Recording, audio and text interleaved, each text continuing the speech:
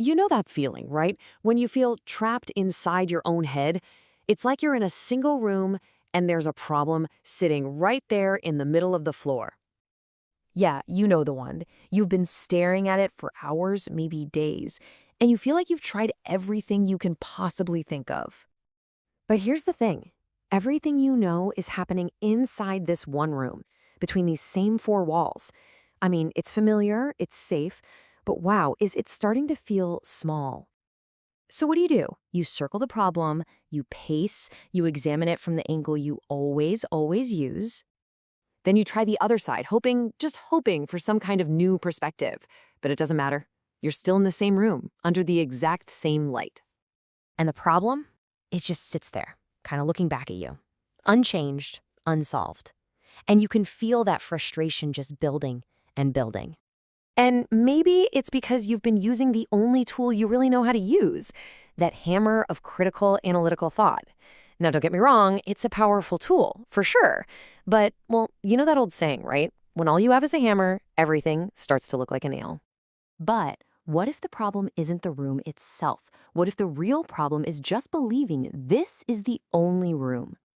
And then, right at that moment when you're about to give up, all that pressure, all that frustration, it does something totally unexpected.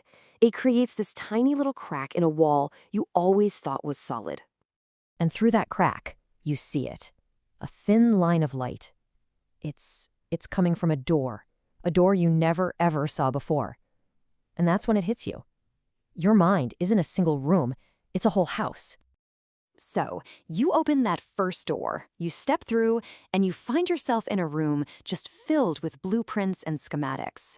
This is the home of the analytical mind. Now, this is a power you're actually already familiar with, but now you see it for what it really is. A very specific tool for a very specific job. It's that ability to deconstruct, to see how all the pieces fit together, to find the logic that's kind of hiding in all the chaos. See, this way of thinking isn't about finding fault. It's all about finding clarity. It's the power to break big ideas down into smaller, manageable parts, look at them objectively, and, build a clear path to a logical conclusion.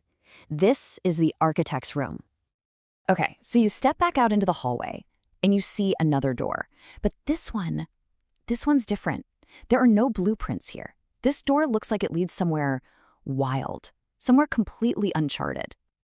This room is more like a garden than a workshop. It's where you have the courage to get wonderfully, brilliantly lost. Seriously, it's not about finding the one right answer. It's about growing as many answers as possible without judging a single one of them.